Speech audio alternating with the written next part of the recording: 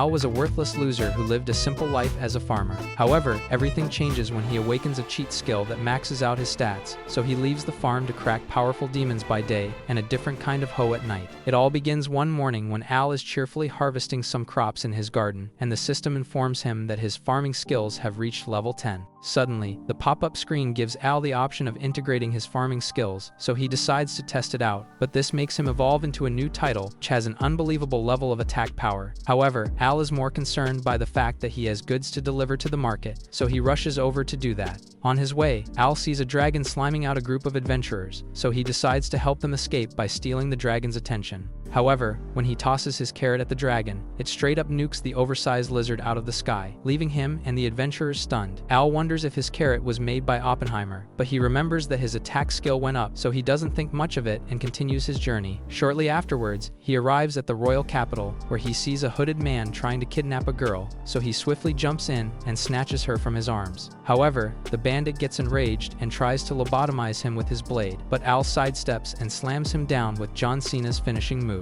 As the guards restrain the kidnapper, Al remembers how he suddenly awakened the power of insight during the fight, which allowed him to predict the villain's moves. The girl, Fall, thanks him for saving her, but the bells suddenly start tolling, so Al rushes away in his wagon to deliver the goods as fast as he can without even giving her his name. After delivering the goods to the merchant, Al is making his way home when some guards block his path, and this confuses him since he's already given them his pass, but Fall suddenly arrives and explains that she's the princess of the kingdom, who wants to discuss some business with him.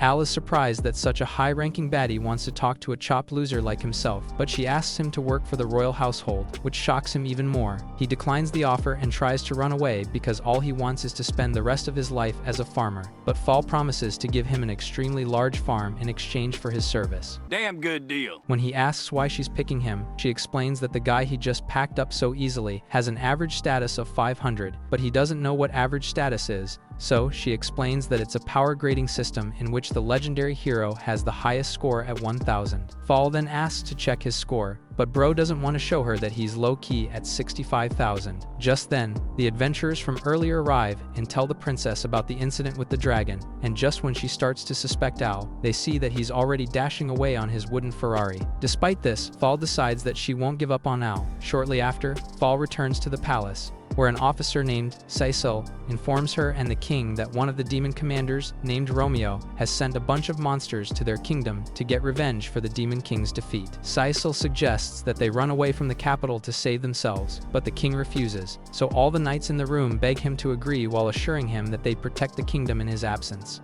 Meanwhile, Al is chilling at home when his friend Testa suddenly arrives and informs him that a swarm of monsters are passing near their village, but Al is still unmotivated. However, when he realizes that his crops are in danger, he runs as fast as Usain Bolt to check on them. On arriving there, he's relieved that his plants are unharmed, but he sees the monsters marching towards the capital, which makes him worried as he brainstorms about what to do. Meanwhile, Cecil is leading the evacuation of the king and Fall, but he suddenly attacks the king and his guards and reveals that he's been Romeo all along.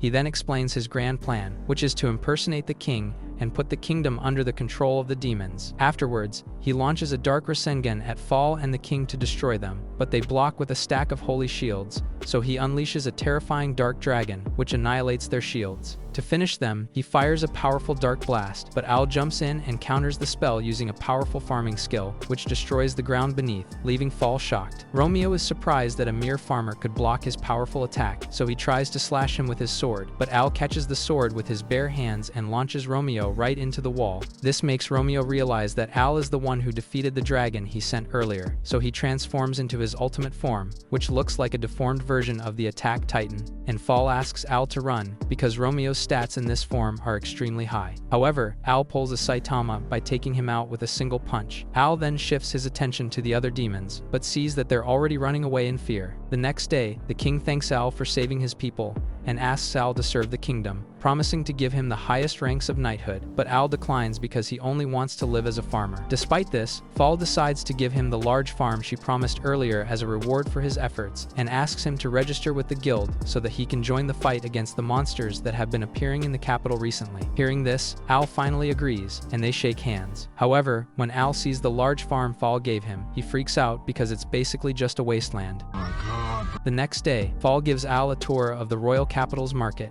and he starts geeking out at the sight of all the fresh veggies, making her wonder if all he cares about is food. When he notices a barbecue seller nearby, he immediately rushes over to him to order some kebabs for both of them, which they feast on while walking ahead. As they move ahead, Al asks Fall why she's moving around despite being the princess, since the palace could be in uproar at the moment, but she says he's not a problem because her maid, Albie, is acting as her body double. She then explains that learning about her people is also one of her jobs, but Al thinks she's just loafing around, and she proves him right immediately by asking for more food. They soon arrive at the Adventurers Guild, and Fall asks Al to keep her identity as a princess a secret while calling her the name Philia. But Al still fears that they'd identify her, so she explains that her hair accessory is imbued with genjutsu magic that hides her appearance. As they enter the guild hall, a man immediately recognizes Al as the overpowered man people have been spreading rumors about, so he welcomes him and takes him to the receptionist, Helen, to get registered. Al introduces himself to the baddie, but his aura points go negative when his stomach growls like a brain-dead ogre, and Helen decides to treat him to some food. After eating, Al praises her cooking skills, so she informs him that the rukabosu pie he just ate is her specialty, and Al decides to grow some rukabosu in his farm. Helen asks why he decided to become an adventurer despite being a farmer, so he explains that he received farmland from someone with the condition that he'd slay monsters. He then declares that he's still a farmer, and being an adventurer is simply his side job, which makes her conclude that he's pretty talented. Suddenly, the three adventurers from earlier arrive and identify Al as the one who defeated the S-rank dragon, and all the adventurers in the room start losing their minds. So Al calms them down by reminding them that he's just a regular farmer. Helen tells him to consult the three adventurers if he has any problems, so he introduces himself to them, and they introduce themselves as Jake, Lamia, and Luke. Al is worried that his simple farming life is about to get more chaotic, but he asks Helen to give him a quest, and she explains that the quests have ranks ranging from G rank to SS rank. However, SS rank is a rank of heroes, so the adventurer ranking system only goes from G to S ranks, and C to B ranks are for those who are fully fledged. Since Al is such a talented gigachad, Helen predicts that he'll become S rank quickly, but Al has no intention of aiming for S since his goal is to literally touch grass instead of standing out. Helen then hands him a quest to gather 10 stalks of milk grass from the Forest of Grimm, and she explains that the milk grass is used for recovery potions, which makes it a necessary item for an adventurer. However, she feels that it's dangerous for Al to face monsters while wearing a Temu farming outfit, and Al explains that he's too broke to afford regular gear, so she hands him a robe that's imbued with defensive magic. Al tries to refuse because a farmer like him has no business looking like Doctor Strange, but she puts it on him anyway and says he's okay because she hasn't worn it in a long time. As Al checks out his new fit, Helen is so overwhelmed by his Sigma energy that her brain goes into aeroplane mode, but Al snaps her back to reality, so she explains that looking at him makes her feel nostalgic. She then tells him some Andrew Tate quotes to motivate him on his adventurer journey, but Al is low-key frustrated that his slow farming life is in shambles. Hours later, Al is in the forest, gathering the plants, when he sees a weird-looking scale on the ground, but this shocks him because there weren't supposed to be any scaled monsters in the area. Suddenly, a large female orc appears and tries to feast on his love bone, but Jake saves Al's virginity by destroying her with a slash. As he helps Al up, the other members of the party arrive, and Al asks them about the scale, so Jake explains that it's the cake of an unidentified monster that's been found on rare occasions in the Forest of Grimm. Lamia then informs Al that the scale is a high-quality item that can fetch him a good sum if he sells it, and Al tells them of his plans to gather milk grass, but they suddenly feel an overwhelming dark aura in the area. Just then, a terrifying dark dragon appears, and they all are frozen, trembling in fear as the dragon walks past them. Al realizes that the dragon is the owner of the scale from earlier, but he's surprised that it hasn't noticed them. When he tries to check its stats, the screen glitches, and he's completely stunned by this. Meanwhile, Helen has a nightmare where she's attacked by a mysterious creature, and when she wakes up, she realizes that she slept in her work clothes again. Later at the guild hall, an old lady named One asks Helen why she isn't looking so good, so she explains that she lost her memory again since she doesn't remember anything at all after heading home the previous day. Hearing this, One tells her to leave early and go get checked by a doctor because she always overworks herself, and Helen agrees. Suddenly, Al arrives and asks to have a meeting with her and the other guild leaders. During the meeting, Jake tells Helen and the guild masters that the dragon they saw has an attack power of 230,000, and this makes them freak out because they know it can destroy their country in the blink of an eye. Luke then informs them that the dragon is named Malevolent Dragon Ouroboros, but Helen suddenly gets a headache when she hears this name. Al shows them the scale of the dragon, and this makes Helen remember how her family was attacked by the dragon, causing her to pass out. A while later, one meets up with Al and tells him about how she and her husband found Helen by the sea many years ago with no memories of her past. She feels that Helen's past is somehow connected to Helen, and Al decides to help her get to the bottom of it, so she hands him several recovery potions to aid him. Hours later, Al is researching the dragon at the library, but the librarian stops him from entering an elite section of the library. Luckily, Princess Fal arrives and sways her into permitting him. Inside the room, Al finds out that the dragon wiped out the village of Hanal a few years ago, and it was slain afterwards, but it somehow managed to revive in the present. The next day, Al and Fal arrive at Hanal, where Al meets the ghost of a boy named Rai. As Al talks to Rai, Fal wonders if he's awakened his JoJo stand since she can't see him, and that's when Al realizes that he's talking to a ghost. Rai says he's been waiting a long time to find someone who can hear his voice, and asks Al about the robe he's wearing since it looks identical to his own. Al reveals that he received it from Helen, and Rai finally understands what's going on. So he explains to Al that he was wearing that robe when he was alive, since it's a special item imbued with defensive magic he got from his old man. Hearing this, Al suddenly pulls his ultimate Riz move by covering Fal in the robe, and this makes the pea-brained princess so flustered that she can barely speak. However, the robe allows her to finally see the ghost of Rai, so she starts freaking out until Al covers her mouth and asks Rai to continue his story. Rai then reveals that Helen is his big sister, and Helen is the sole survivor of Hanal village. Al asks why she has no memories of the past, so Rai explains that she sealed her memories away to protect her mind because the attack was too traumatic for her. However, Rai is worried that his sister is in danger, so he begs Al to save her. 15 years ago, Helen was still in chibi mode, and she met up with Rai, who was practicing water-breathing combos before falling on the ground. While checking on him, Helen scolded him for trying to play hero despite her warnings, but Rai said he wasn't playing because he intended to become a warrior greater than Kratos. However, Helen said she'd still worry for him because she's his sister, and wiped off the dirt from his face while he complained. Suddenly, the sky turned dark, and their village was under attack by the dark dragon. When the siblings returned, they saw that their home and family had been reduced to cinders by the dragon, so they immediately ran to hide from the beast. The dark dragon had a family of background characters cornered, but the sun threw a rock at its head. This dragon was annoyed because he hated it when humans showed bravery, so he prepared to obliterate them with his breath attack. Seeing this, Rai suggested running away since there was nothing they could do, and Helen agreed, so they dashed into the forest. As they ran ahead, the dark dragon suddenly appeared in front of them, so Rai dragged Helen as they ran in the other direction, but the dark dragon chased them while bragging about how he enjoyed their faces of despair. Suddenly, Helen fell on the ground, and she asked Rai to leave her behind. But when the dark dragon arrived to eat her, Rai threw a sword right into its eye, but the dragon effortlessly regenerated and attacked Rai. While bleeding out in Helen's arms, Rai begged her to run, but she cried while refusing to leave his side, and the dragon laughed at her face of despair. The dragon then assured Helen that he wouldn't murder her at that time, but in 15 years, he'd return and destroy her along with the rest of the town.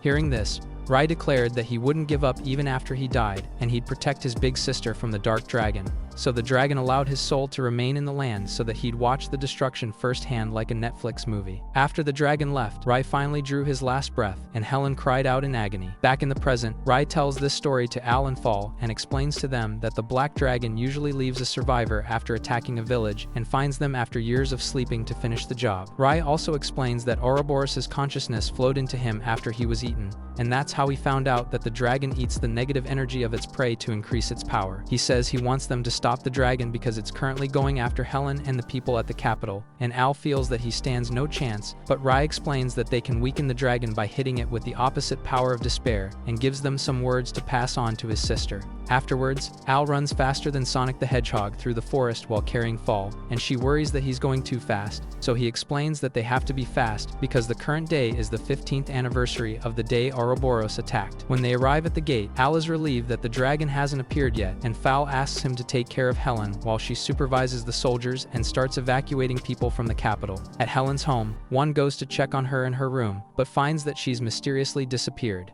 Meanwhile, Helen is walking through the forest with a dagger, but the dark dragon suddenly arrives, causing her to tremble in fear. The dragon goes right to business by telling her that he's there to feast on her and everyone in the city, but this only makes her remember her trauma and blame herself for her brother's death. As she breaks down in tears, the dark dragon pulls a gaslighting masterclass to boost her despair by saying that everyone in that capital is about to be barbecued because she moved there. Hearing this, Helen points the blade at herself while begging him to take her life instead, and the dragon proceeds to feed on her despair, but informs her that he plans to massacre the village whether or not she dies. As he feasts on her negative emotions, Helen apologizes to Rai because she's about to die after he risked his life to save her, but Al suddenly arrives and stops her from stabbing herself. Ouroboros knocks Al to the ground, but he survives thanks to the robe's defensive power, making the dragon wonder if he's a human.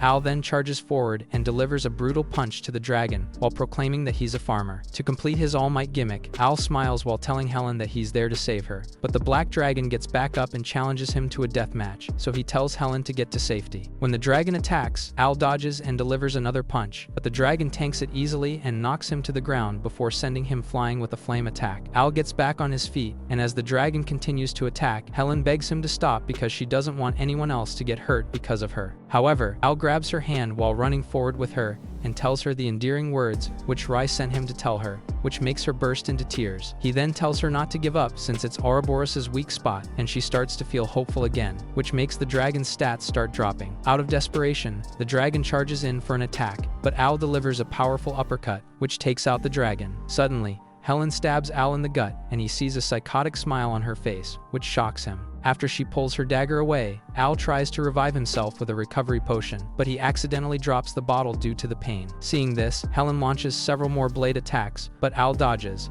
so she complains that she aimed to reduce him to pizza slices. While healing himself, Al asks Helen why she's suddenly acting like a horror movie psychopath, but she declares that she'll put him out of his misery and charges in to finish the job. Suddenly, a large dragon wing pierces the ground between them, and Dark Helen gets annoyed because the dragon in front of them is the newly awakened benevolent dragon, Mirage. Al is confused by what's going on, so Mirage informs him that Helen has been possessed by Ouroboros and asks him to use his power. His white aura suddenly flows into Al's stab wound, and Mirage explains that it's the power of regeneration before passing out on the ground. Back at the capital, Fall orders the knights to evacuate the people of the city, close the city gates, and take their positions to battle Ouroboros. Deep down, she knows that the castle's defenses are too weak to face Ouroboros, but she pulls out her sword as she decides to protect her land at all costs. In the forest, Mirage explains to Al that his dragon body wouldn't last long, and he can save Helen by purifying Ouroboros with the power he granted him. Hearing this, Ouroboros starts rage-baiting Al, claiming that there's no way he can harm the body of a lady getting cared about, but Al proves to be a true advocate of gender equality by punching Helen in the gut.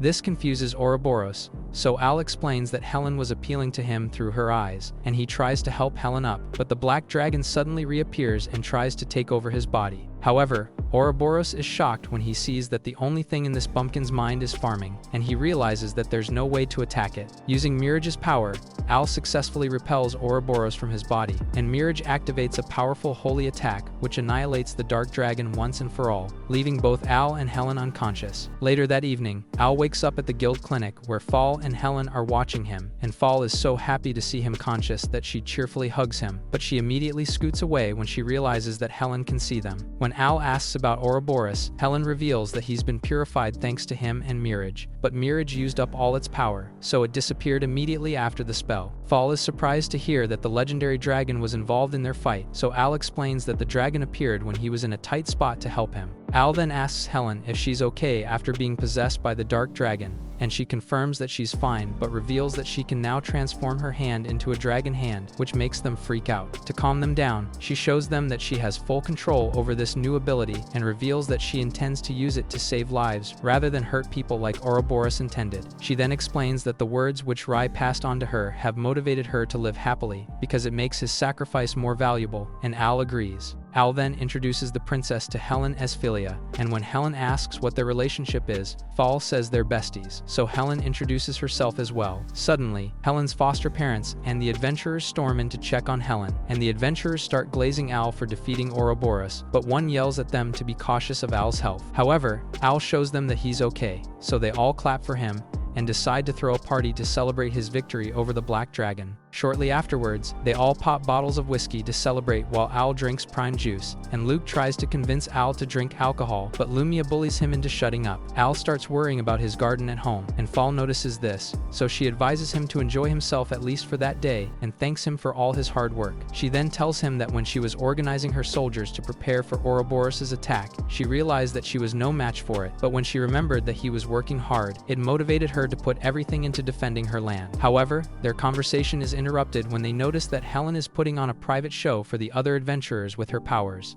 The next morning, Al is on the farm with Testa, and he apologizes for making him help him that morning, but Testa says it's fine because he enjoys helping him. Testa then asks if it's tough for him to hold things down at the capital while still managing the farm, but Al says it's all chill because there's nothing he enjoys more than farming. Suddenly, a postman called Rayax arrives and hands Al a letter before dashing away, and Al notices that yes from his dad. In the letter, his dad asks him to come visit the family and informs him that there's some cash attached to the letter, which he can use to book an Uber for the trip. Hearing this, Testa advises him to go see them because it's been years since he last visited, so Al decides that he'll go after completing his next quest. Some hours later, Al heads into the first, where he sees a merchant selling some perfect tomatoes. Once he tries it, the tomato rewires his brain, so he starts geeking out while asking the merchant where they're made because he wants to grow similar tomatoes. The merchant informs him that the tomatoes are grown in a place called Lurigus using a special fertilizer, so Al immediately dashes to the guild hall. Once he arrives there, he asks Helen to allow him to return home because his parents have relocated to Lurigus, and he wants to buy the special tomato fertilizer and see his parents. Helen agrees, so he asks her to give the quests he's taken to other people, but she decides to take one herself and reveals that she's actually an F-rank adventurer. As Al leaves the guild hall, Fall arrives and offers to accompany Al on the journey to meet his parents, but he declines and runs away. While walking through the forest, Al plans to make Krabby Patties with the tomatoes once he gets the fertilizer, but an orc suddenly appears and tries to forcefully break through his back door. Luckily, a blue-haired girl named Ruri appears and destroys the Diddy orc with her sword. She asks Al if he's okay, and he says he's fine, but Bro is still shivering from the trauma, so she hands him some water to drink. As he drinks the water, Ruri asks him why he's in the forest alone, because it's a dangerous place where normal people usually go with escorts, so he explains that he's an adventurer whose weakness is freaky orcs. Seeing that they're the same age, she decides that they should quit the formalities, so they cheerfully introduce themselves to each other. When she asks what he's doing, he reveals that he's on his way to Lurugus, so she asks if they can go together since she has similar plans and offers to fight any monsters that attack on the way. Instead of just taking the W, the idiot complains that it would be weird for a lady to go on that trip with a guy because it's a 2-day trip where they'd have to sleep out in the open together. However, Rure promises him that she'd crush his marbles to dust the instant he tries to make a move on her, and this makes him panic. So she laughs and says she's only joking because she knows he's not the kind of person to do that. Hours later, they're walking through the forest together and they sense something approaching,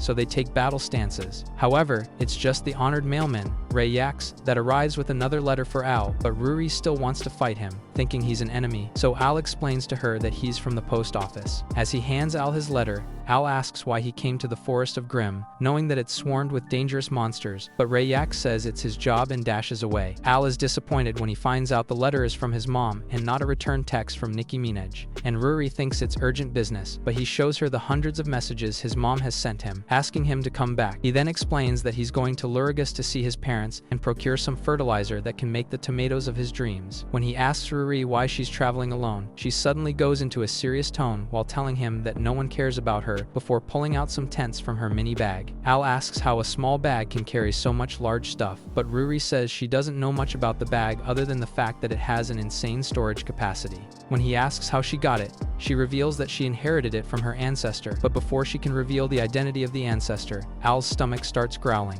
Minutes later, Ruri serves Al a special dish, and he starts geeking out about all the ingredients she put inside before she tells him to cut it out. When he asks why she's heading to Lurigus, she says she's going there to train, and also reveals that she heard a strange rumor around the area of Lurigus that demons have been attacking the area. Al asks if she knows the details on the demons, but she reveals that the victims can't remember, and since it's just rumors, the guild can't move on it, which is why she's decided to investigate the matter herself. When he asks why she's going that far, Ruri drops a bombshell that she's the descendant of the hero, and this makes Al freak out. She then explains that it's her duty to do something about the demon attacks with the power of the hero she inherited, but Al worries that something could happen to her because she's a girl, and this makes her suddenly zone out. After he snaps her back to reality, she blushes while confessing that it's the first time anyone's ever shown concern for her, and Al apologizes for belittling her, but she thanks him for looking out for her. She then suggests getting some sleep. There, he's surprised to see that she's set up 2 futons, so she explains that she usually travels with 2 beds because it's been her wish to talk with someone as they go to sleep. Hearing this, Al agrees to accompany her, and they decide to talk until they fall asleep. While lying beside each other, Al tries to start a conversation about the latest chapter of One Piece, but it's so boring that it instantly puts her to sleep, so he smiles and wishes her goodnight. However, as Al tries to sleep, Ruri suddenly sleep kicks him right in his package, and proceeds to deliver several more brutal kicks to him while snoozing. The next morning, they arrive in Larugas, but Al is covered in bandages because of the bonehead hero's night kicks. Al reveals that it's the first time he's visiting Larugas since he grew up in a village and only went to sell vegetables to the royal capital, and Ruri is surprised that he's a farmer. They soon arrive at a spot in town where Ruri decides to go her own way, and since she had so much fun during their trip, she offers to be Al's armed escort sometime in the future. Al reveals that he'll return to the capital after staying in Larugas for a few days, and asks her to be his armed escort, so she cheerfully agrees and hands him the location of her hotel before leaving. Shortly afterwards, Ruri starts asking people in town about the demons, but they say they have no idea what she's yapping about, so she starts to doubt the merchant who sent her there. However, she remembers how people called her a worthless excuse for a hero and decides to investigate more thoroughly. Suddenly, she hears a lady scream, and when she rushes to check on her, the lady reveals that a demon has kidnapped her little sister and run into the Forest of Illusion. The lady begs Ruri to save her sister, so Ruri runs ahead to do so, but she has no idea that a man is watching her from behind. Meanwhile, Al finds his parents' house, but before he can even knock on the door, his mother, Lucia, shoots out of the door like a rocket and welcomes him by crushing the life out of him with a hug. Al begs her to give him some room to breathe, but she continues crushing him with her loving embrace. To make matters worse, Al's dad marches in like the Hulk and punches him, thinking he's a random dude rizzing up Lucica, but this only angers Lucia, so she drags him inside and beats the stuffing out of him. The next morning, Al meets the mystery man from earlier, who claims that Ruri has been attacked by demons in the Forest of Illusion, so Al rushes to check on her. However, after Al leaves, the man snaps his fingers, and the illusion fades. When Al arrives at the forest, he's attacked by a monster,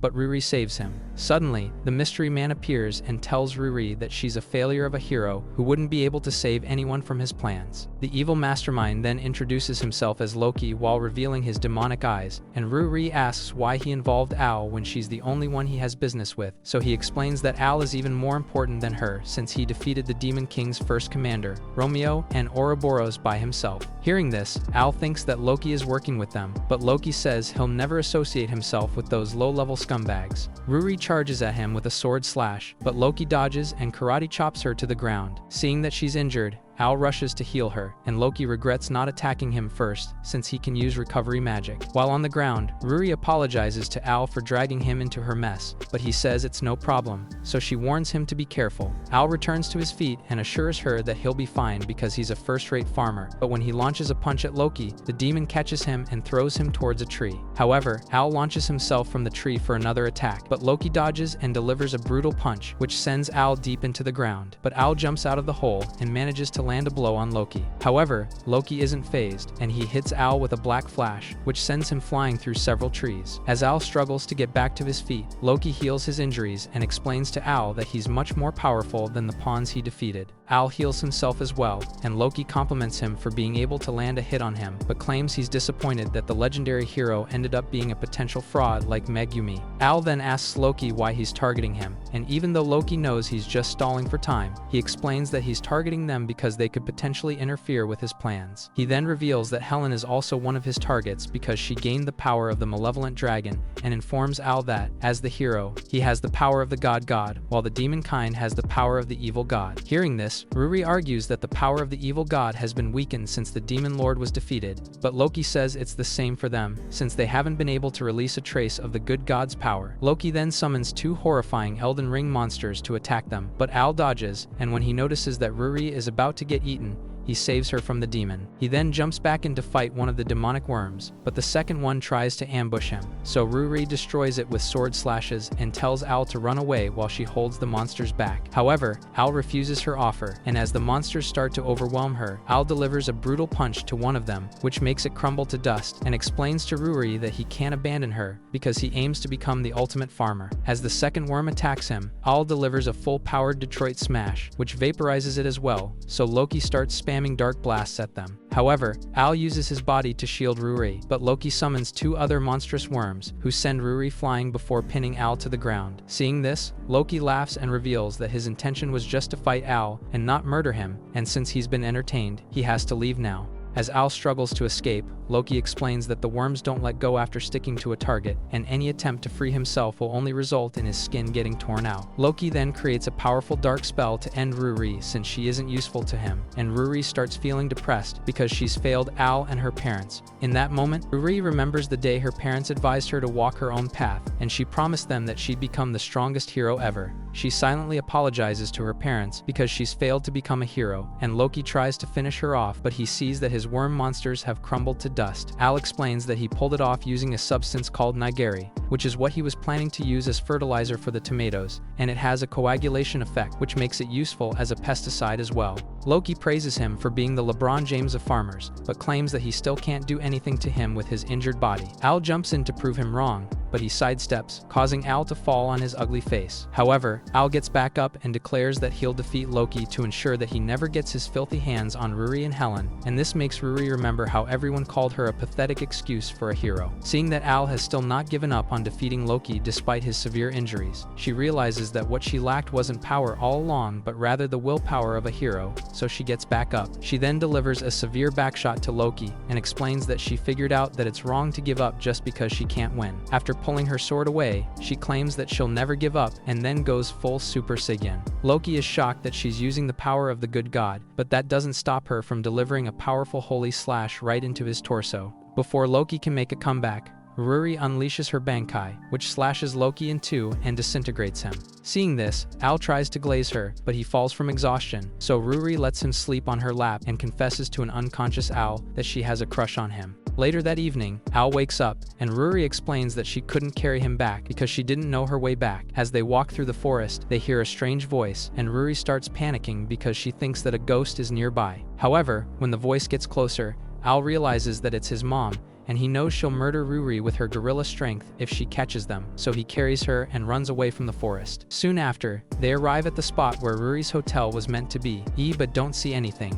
making them realize that it was all part of Loki's illusion. The next morning, Al is all packed up to leave, and his mom tells him that he doesn't have to be a farmer out of obligation to them, but he tells her that he chose to be a farmer because it's what he loves doing. Afterwards, Al says goodbye to his parents and meets up with Ruri, who asks him why he was being targeted by Loki. Al says he has no idea and promises to rescue Ruri if anyone ever targets her again, but this makes her blush. In the capital, Fowls informs her that the king is calling her, so she goes to meet him. As the rain falls on them, the king asks Fowl if she's sure of her decision, and she confirms that she is, so he cries while apologizing for being an incompetent father and king. With tears spilling from her own eyes, Fowl tells him not to worry about it because that's how things are meant to be. The next morning, Al and Ruri meet Helen at the guild hall, and the two ladies shake hands, which makes Al feel relieved. Soon after, a little brat is stealing some plants from Al's farm, but Al catches him red-handed and scolds him for picking out crops that weren't ready for harvesting yet. After minutes of getting yelled at, the boy apologizes, but his stomach suddenly growls, so Al hands him a cabbage to eat. Once the boy takes a bite, his taste buds explode, and he cheerfully thanks Al for his kindness as he walks away. After the boy leaves, Helen informs Al that the distribution of goods from other countries has stopped due to attacks from monsters, which started occurring frequently when Al went to Lurigus. Because of this, the prices of commodities have skyrocketed, and the poor people can't afford to buy food anymore. Suddenly,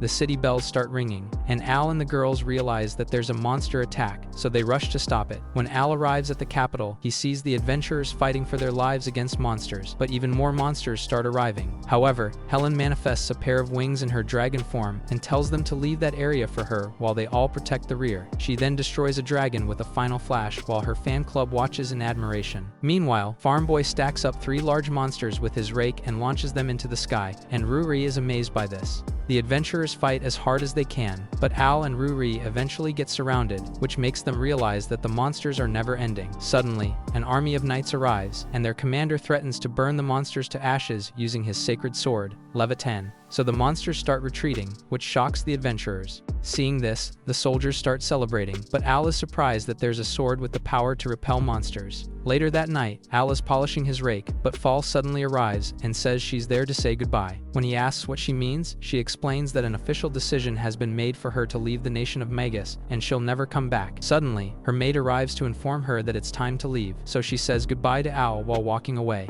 Al chases her outside to stop her, but she thanks him for everything and walks into her carriage. As her carriage moves ahead, Al wonders what's going on. The next day, Al handles his farming duties while thinking about the fact that the monsters haven't returned because of the sacred sword, and because of that, trading has returned to normal. Just then, the boy from the previous day arrives with his mother, who apologizes for her son's misbehavior, but the dumb rugrat starts glazing the cabbage Al gave him instead of apologizing, so Al tells them that he's glad his homegrown crops can make a tasty meal for someone. The lady then asks to buy some vegetables, so he sells them some potatoes, and they leave. Suddenly, Rayax arrives with another mail for Al, and tells him that he's gaining a reputation for growing the most delicious crops in town. Al says he's surprised that the Knights of Antisburg are the kind of people who would go out of their way to save another country, since they're the reason trade has stabilized in the capital again, but Rayax says he isn't sure about that and shows Al a newspaper, which makes him freak out. Meanwhile, Ruri meets up with Helen, and Helen notices that she's starving, so she treats her to a sandwich. As she eats the sandwich, Helen shows her the newspaper article which announces that Princess Fel is getting married to the Prince of Antisburg, who is the same guy who drove the monsters away with his sacred sword. Ruri says it's weird that the monsters obeyed his words since they aren't meant to understand human language, but Al suddenly arrives to ask about Philia. Helen says she hasn't seen her, so Al shows them a letter from his mom. In the letter, his mom reveals that the sacred sword doesn't have any powers because it was made by a run-of-the-mill blacksmith, and she also points out that she was a former commander of a group called the Shadow Puppets. This makes the girls freak out, but Al doesn't know what it means, so they explain to him that the Shadow Puppets are an intelligence unit known for being able to retrieve any information.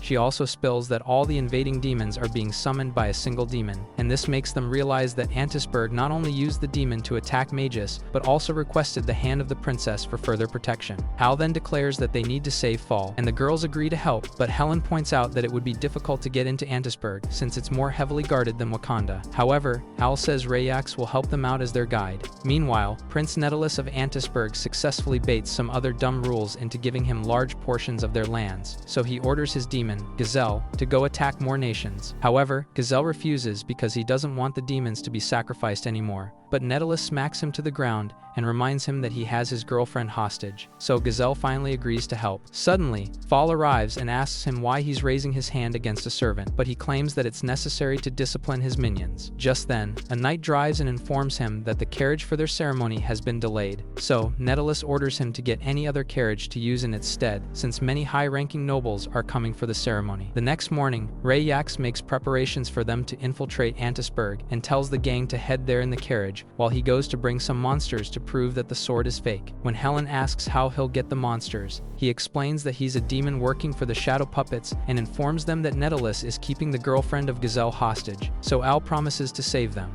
The next morning, everyone in Antisburg is in a festive mood because it's the day Prince Netulus is getting married to Princess Fel, and Netulus is happy about this because getting a queen means he'll finally be able to become king and rule the nation. He's also happy that he has the sacred sword because it would allow him to exploit the demon kind and take Magus for himself. When he arrives at Fel's dressing room, he sees her wearing Walmart's finest Barbie dress, so he compliments her and asks her to follow him to meet the crowd. After he leaves, Fel asks her maid to leave as well, and once she does, Fel looks at the mirror and remembers her dad telling her that if she finds someone she wants to marry, she should get married to that person regardless of their social class, because happiness comes first. Even though she's getting married to the arrogant imp for the sake of her country, she wonders if she's doing what's right because she deeply wants to see Al again. A few hours later, Al and the girls manage to sneak into Antisburg, and they jump out of their carriage into an alley, where Al assures them that they won't be discovered in the outfits they're currently putting on, since they're made by Magus's best tailor. The girls are frustrated by their outfits, so Al explains that they're disguised as farmers, but they complain that they'd stand out in those flashy outfits. When they ask Al about the plan, he explains that they first have to go save Gazelle's lover, and afterwards,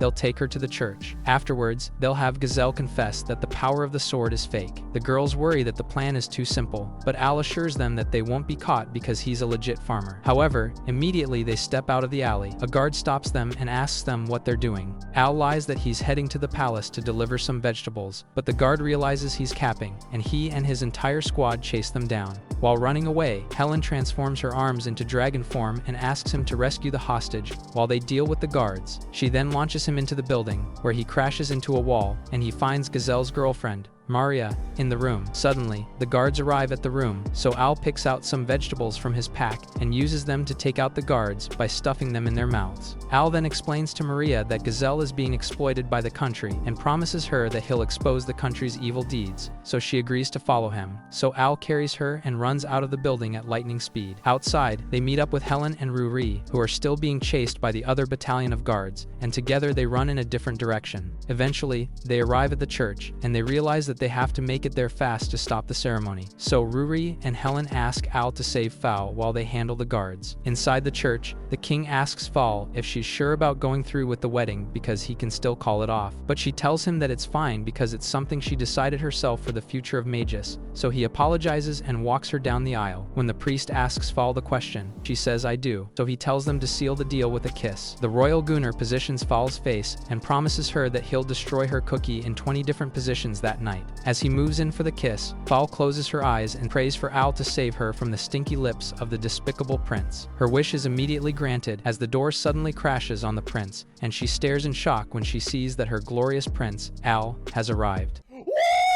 As Al greets her, she bursts into tears, but Netellus gets back up and commands the guards to seize him, claiming that he's a villain who plans to kidnap the princess. However, Al reveals that he's the real villain because his sword is fake, and everyone is shocked to hear this, so Netellus accuses him of lying. The king tells Al that he saw the sacred sword dispersing monsters with his own eyes, and Netellus asks him if he can prove that the sword is fake, so Al promises to do so. Suddenly, a guard arrives and informs them that monsters have invaded their city, and way up in the skies, the one who summoned the monsters, Rayax, believes that Al will handle the rest of the plan smoothly. In the church, the people start pressuring Netellus to use his holy sword to chase the monsters, but Bro realizes that he's cooked, so he searches for Gazelle to force him to chase the monsters. However, he's shocked to see that Gazelle is in the middle of having his lovey-dovey reunion with Maria, and Al gives him the sword to scare off the monsters while Gazelle is preoccupied. As the monsters draw closer to the church, the people beg the fraud prince to chase them away, but Netellus suddenly becomes a statue, so Al proves the sword's fakeness to everyone by throwing it at the monsters. One of the monsters straight up eats the sword like a chicken nugget, and everyone wonders what's going on, so Al explains that Fraudulus planned and staged everything himself. Gazelle then chases the monsters away with his flute, and explains to everyone that Netellus blackmailed him into sending monsters to several nations and withdrawing them anytime he pulls his sword.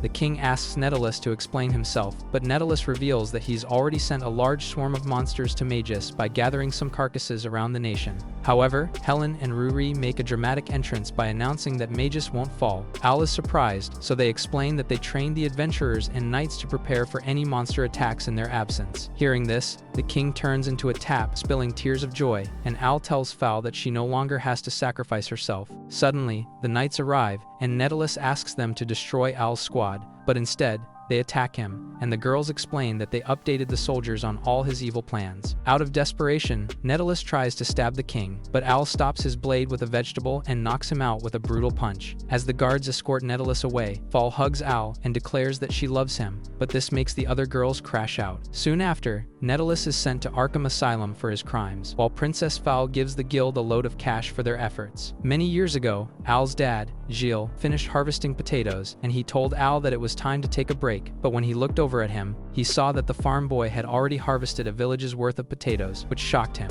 When he asked Al how he pulled it off, the brat claimed that it was fun, and that made him think his son might be a demigod of farming. Suddenly, Lucia arrived and pummeled Gilles, thinking he had forced all the work on Al, but Al explained everything to her. Shortly after, Al presented a pot of potatoes to an old couple, claiming it's the portion they'd like to share. Suddenly, Al sees some men beating up a girl named Livia, and the old couple explained to him that she's a vegetable thief who lost her parents a while back and steals because she's hungry. Hearing this, Al realizes that she's lonely, but the old couple explained that the men are going to hand her over to the slave trader because sparing her would allow her to steal even more. However, Livia bites the hand of the man holding her and steals the bag of potatoes before running away, and the men chase after her. Hours later, Livia is somewhere in the forest eating the potatoes when Al arrives, and she immediately tries to run, but Al explains that he didn't come to take the potatoes back, but rather to give her the soup his mom made. She jumps into the bush to avoid him, so he leaves the potatoes on the floor for her and heads back home. The next morning, Al returns to the same spot, but he doesn't see Livia, so he loudly announces that the meal of the day is omelette before dropping the meal. After he leaves, Livia settles down and eats the food. The following morning, Al returns, but this time, Livia meets him directly and eats the food directly. When he asks what she thinks, she smiles while telling him that it's delicious. So he reveals that he grew the veggies by himself and says his dad used to tell him that farmers grow crops because they know that people will eat them, with a smile on their face. As they introduce themselves, Al's stomach suddenly starts growling like a deranged pig, so Livia hands him a sandwich, and he tries to decline, but she says he has to eat to be happy. Hearing this, Al finally agrees to her offer, but before he can take the sandwich, the men from earlier suddenly grab Livia and declare that they'd hand her over to the slave traders. Al asks them to release her because she doesn't steal anymore, but the men argue that they can't let her loose after suffering so many losses because of her. However, Al grovels while promising to pay them back for everything she stole from them, but the men refuse and tell him to get out of the way. Suddenly, Jill arrives and hands the men the large bag of rice he was carrying as an apology for everything she stole, and the men graciously accept. As they carry the bag away, Al asks Jill if he's sure about the rice, but Jill says Lucia would probably fry his sausage for dinner when she finds out. Suddenly, Livia returns the bag of potatoes she stole from them, but Jill complains that they're too short-handed to cook them, so Al offers her a chance to join the cooking process and eat every day at their house, and she cheerfully agrees. 2 years later, Al is working in the garden, and Livia shows up to suggest a break, but Al decides to work on the entire farm instead because he finds it fun, so she complains that he's an idiot. Just then, Testa runs towards them while being chased by a swarm of monstrous bees, but Lucia shows up and moves like Bruce Lee while destroying all of them, causing Testa to glaze her. She then tells Al to take care of the house, because she and Jill are going on a trip to the royal capital to find a house more suitable for their family of 4, and Al feels that their current house is enough, but he waves them goodbye anyway. When he asks Testa why he was being chased by the bees, Testa shows him a map with a marked spot in the forest where a treasure is believed to be, and asks him to join in exploring so he can bring a gift for Livia. As they explore the forest, Al asks Testa why Livia always clings to him instead of making more friends, and Testa reveals that Livia is usually treated horribly by everyone when she's alone. Al realizes that their parents are house hunting for Livia's sake, and he's the only one who didn't know about her situation, so he starts to feel bad, but Testa tells him to find a gift to riz her up and make her feel better. Suddenly, the ground underneath them opens up and they fall into a cave where they find a tablet, which transforms into a terrifying monster. Hours later, Al wakes up beside Livia and notices that his body is in extreme pain. When Testa arrives, he asks if they're in the forest, but Testa shows him that the entire village and all the fields were covered in ash after a volcano exploded, which is why they all evacuated. Suddenly, the villagers start freaking out over the fact that the bridge to the capital has been destroyed, but a man informs Al that his parents have been found. As Al walks around with Livia, he sees the mayor sharing rations to everyone while explaining that the village now has only limited resources, and they have to manage until help comes. Hearing this, Al checks the fields but sees that they've been destroyed, and he suddenly feels a wave of pain, which makes Livia suggest heading back to the tent, but he apologizes to Livia because he can't feed her anymore. However, Livia says what's more important is that he doesn't leave her alone, and hugs him tightly. A while later, Livia sneaks into the chief's tent and tries to steal some food, but when she remembers how Al saved her, she stops herself. The next day, Livia pours her own ration of food into Al's plate and takes it to him while he's resting in bed, but he notices that the portion is larger than normal, so she lies that supplies have arrived from the capital. As Al gets up, she smiles while saying she looks forward to eating the vegetables he grows again. The next day, Livia gives him her food again, but on her way back, she collapses from exhaustion. When Al wakes up, Testa informs him that Livia has died and shows him her corpse while explaining that malnutrition was the cause of her passing. Al is confused because she told him supplies came from the capital, but Testa says nothing like that ever happened, so Al cries his eyes out while holding Livia. Soon after, Livia is buried, and Lucia tries to comfort Al, but he blames himself for being the cause of Livia's death. Some days later, Al is attacked by a large dragon in the forest, but he takes it down with a Floyd Mayweather special. On his way back, he decides to report the incident to the guild the next day, but he suddenly sees a girl lying unconscious on the ground. While checking on her, Al is relieved that she's okay, but he realizes that it's not safe to leave her there, so he takes her home. The next morning, the girl wakes Al up in his home, and he's relieved that she's retained consciousness, but she starts freaking out, thinking he's kidnapped her. Al explains that he saw her collapsed on the main road and carried her there, but the girl accuses him of pulling R. Kelly moves on her while she was unconscious, so he explains that he carried her because he was worried about her. She then reveals that she was on her way to the guild guild to make a request and tries to leave, but Al offers to take her there since he also has some business to handle there himself, so she introduces herself as Linnea. Shortly afterwards, Ruri arrives to greet Al, but she sees Linny changing and freaks out as she hears her talking about how she messed up Al's bed the previous night. Lines asks who she is, but the dumb hero runs away while calling Al a creepy idiot. When Al arrives at the guild, Helen tells him that Ruri misunderstood them and offers to explain everything to Ruri on his behalf, so he thanks her. They later meet in a private room, where Linnea tells Helen that there's something wrong with a nearby town, which she wants investigated, but Helen says it's a vague job that many adventurers won't agree to pick. However, Linnea asks Al to do it since he's an adventurer, and he agrees to take a look because he's also desperate to get to the bottom of why he found her unconscious. When Helen asks where the town is, Linnea says it's Gull Town, and Al immediately freaks out because it's the place where the best brand of asparagus, which tastes just as good as a Burger King meal, is produced. He then starts treating Linnea like royalty since she comes from Gull Town, and Helen apologizes for his weirdness but assures her that she can trust him to get the job done. A while later, Al gets Linnea some clothes, and she thanks him but accuses him of being a predator who wants to steal her V-card because her dad told her that men are wolves who only save girls with ulterior motives. Al tells her to put her mind at ease, since he doesn't have any ulterior motives, so she holds his hand while telling him that she'll monitor him closely to determine if she can fully trust him. As they move ahead, Ruri watches from an alley, drowning in jealousy, and she feels that Helen lied to her. During the ride to Gull Town, Al says it was hard to find a carriage heading there, so the driver explains that it's because the town isn't doing trade with any other towns at the moment. Suddenly, Al hears the sound of a female orc approaching, and he immediately freaks out. The driver tries to calm him down, saying it's just an orc, but when he turns, he sees an entire horde of orcs running towards them, which makes Al pass out. When Al wakes up, he realizes that he's on Linnea's lap, so he jumps away and apologizes but notices a strange necklace she placed on him. Lines explains that the pendant is similar to hers and has a mentally calming effect, and she asks him to keep it on for a while, so he thanks her. When they arrive at Gull Town, they arrive at the gate, and the guards stop Al from entering because they've never seen his ugly face before, but Linnea introduces him as her guest, so they let him in. While walking away, Al notices that the guards are carrying mops instead of weapons, which makes him wonder what's going on. As they walk through the forest, Al notices a barbecue man in the area, so he immediately rushes to buy some, and asks the merchant about the mysterious happenings recently, but the man claims that everything is chill. He then hands Al the kebab, and Al sees that it's all burnt, but the man suddenly starts acting brainwashed while telling him that everything is okay. Just then, a man falls with his carriage behind them, and Al checks on him, but the man also acts like a zombie as he ignores his fallen goods while walking away with a creepy smile.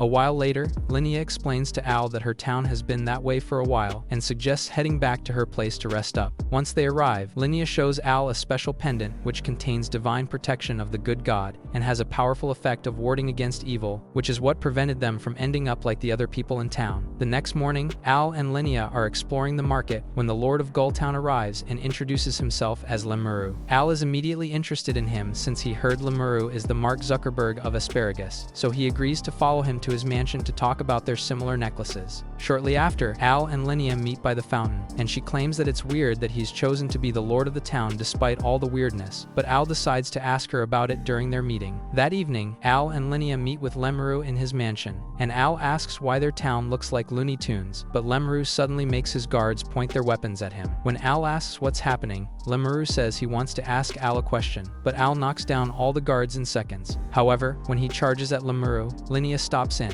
and the demon possessing Lemuru introduces himself as a high-ranking demon named Vitra, who used his powers to turn the city into his personal puppet show. Vitra then monologues about his plan to take over the royal capital with other demons by taking control of Al's demons, and Linnea explains that she helped him because Vitra took her parents hostage. As Vitra tries to take over Al, Linnea tells him to run, but he suddenly drops an item, which makes the city statue explode and free everyone in town from Vitra's spell. Al then reveals that the merchants who carried him away earlier were actually his friends, who helped him blow up the statue. Vitra tries to make Lemuru unalive himself, but Al feeds him some asparagus, which makes him regain consciousness and sends the demon flying with an uppercut. The next day, Linnea thanks Al by kissing him on the cheek, and promises him that she'll steal his heart the next time they meet before waving him goodbye. Several days later, Al tests out some ripe tomatoes in his garden, and he's pleased that they taste just as good as McDonald's best meals, so he assumes that he'll make a lot of money selling them. Helen and Ruri are also helping out with the farm work, but Fall asks about their pendant, so Ruri explains that it has a calming effect, which wards off evil. However, Fall is jealous that they all have matching sets without her, and she decides to get one from Al, but the girls say she can't because they received theirs as a present. Suddenly, they hear Al screaming like a snake just crawled up his dumpster hole. They rush to check on him, only to see him ranting about a weed called the bushkiller, which has sucked up all the nutrients from his crops, but they aren't surprised because they know he low-key goons to lemongrass.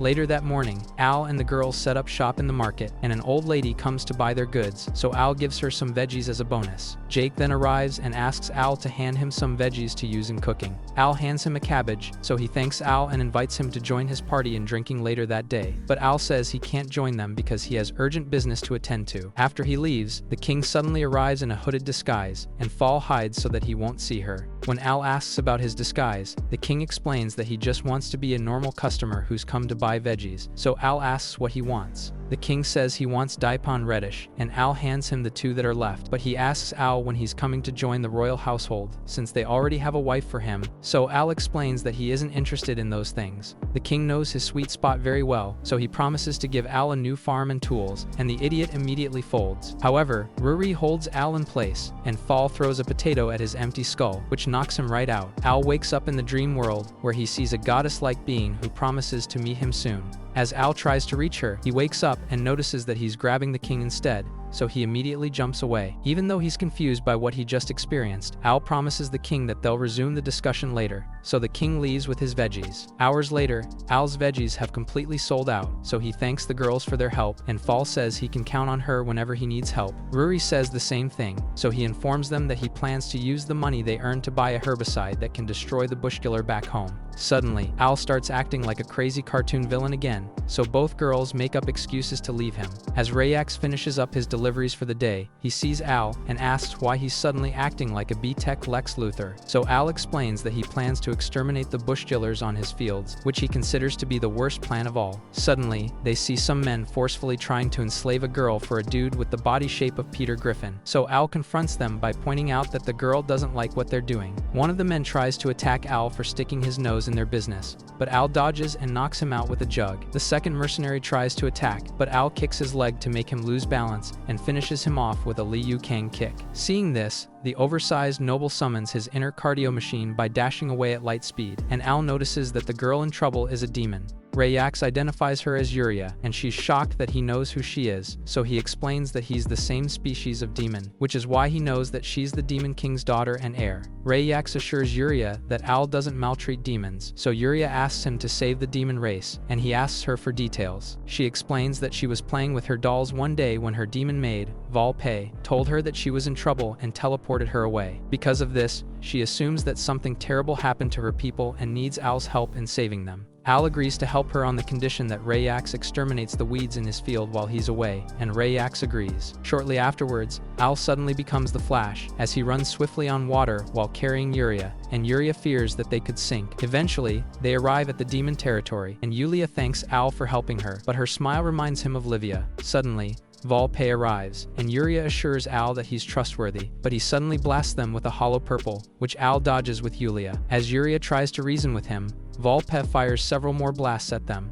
but Al dodges repeatedly. Eventually, Al realizes that Volpe is being controlled, so he knocks him out with a roundhouse kick. However, as he checks on Yuria, Volpe suddenly gets back up and tries to fire a stronger attack at them, but Lucha suddenly arrives and knocks Volpe down. Al is surprised that his mom is there, so she explains that Rayax told her about the mission and assures Yuria that she didn't unalive Volpe. When they arrive at the demon castle, Yuria is stunned to see that all the guards have been annihilated, and Lucia explains that they destroyed each other while being controlled. Yuria immediately rushes to the throne room to check on her father, but sees that he's fighting for his life. As Al checks on a knight, Lucia suddenly tries to behead Yuria, but Al stops her and points out that she's not his real mom because the real Lucia would have crushed him with a hug when she saw him. However, she suddenly calls him Oni-chan and transforms into her real form, and Al is frozen in shock as he sees that it's Livia.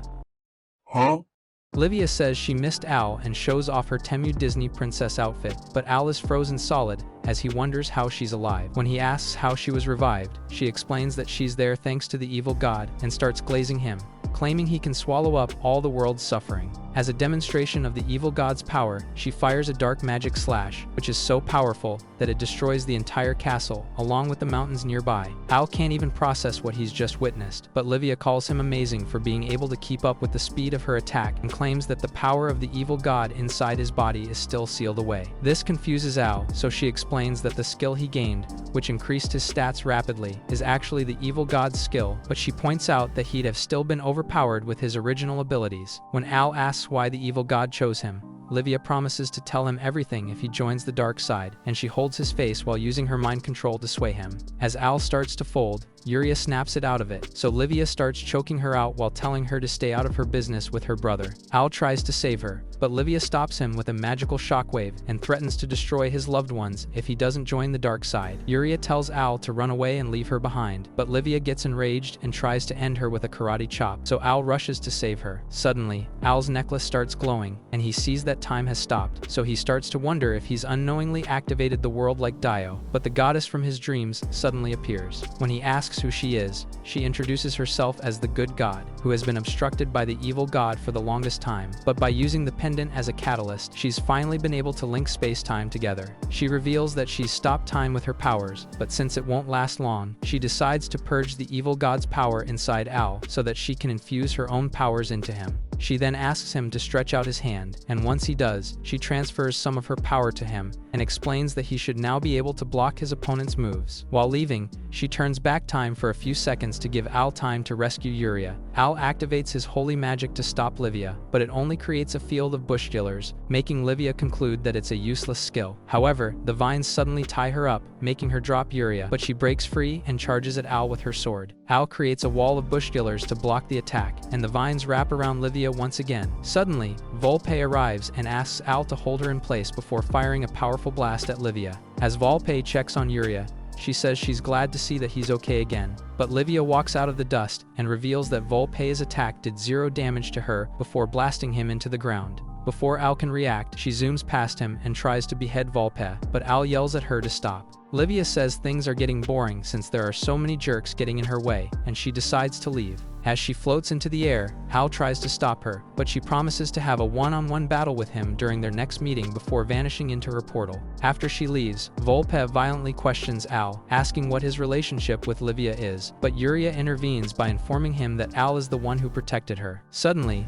the Demon Lord asks him to unhand Al, explaining that Al should be treated like royalty for saving them, and he apologizes to Al for Volpe's behavior. When he asks about Livia, Al reveals that she's his younger sister and asks the Demon Lord about the evil god. However, the Demon Lord says the only thing he knows is that it involves his ancestor because all books about it have been destroyed, and he promises to contact Al if he finds out anything more. Yuria starts feeling sad that her sugar daddy is about to leave, but he pats her on the head and assures her that he'll be back someday. Hearing this, Yuria hugs him, but Volpe drags her away and threatens to throw him into the Dark Continent for cuddling his glorious queen. Back in the kingdom, Fal's maid, Aldi, asks if Fal is going out, so she confirms that she is and apologizes for always making her act as a double. However, Aldi says it's her pleasure, so Fal changes into her disguise and says goodbye as she leaves. Meanwhile, Al walks back into his farm, but all that's on his mind are the words that Livia told him about his connection with the evil god, which makes him wonder when he met the evil god. He remembers the day in his past when he ran into that terrifying dark monster, but he isn't sure if that's the evil god, so he decides to ask Testa. Shortly after, he meets Testa by a tree and tells him everything that happened earlier, before asking if he saw anything when they explored the cave. Testa says he only remembers the chaos after the volcano erupted, so Al asks if he knows the evil god but immediately changes subjects by asking about the tomatoes. After eating some tomatoes with him, Al heads back into the forest, where he finally faces his fear by knocking out a female orc. However, the orc gets back up and chases him, but Jake's party saves him once again. Shortly after, Al tells Helen about how he's having trouble facing orcs, despite all his power, so she asks to see his status card. While observing it, she points out that Al's stats have drastically reduced, and Al realizes that it's because he lost the evil god's power. Just then, Rayx arrives with a letter from Al's mom, who spends 50 paragraphs expressing her love for him. Suddenly, Foul arrives, and all three of Al's baddies start fighting over him.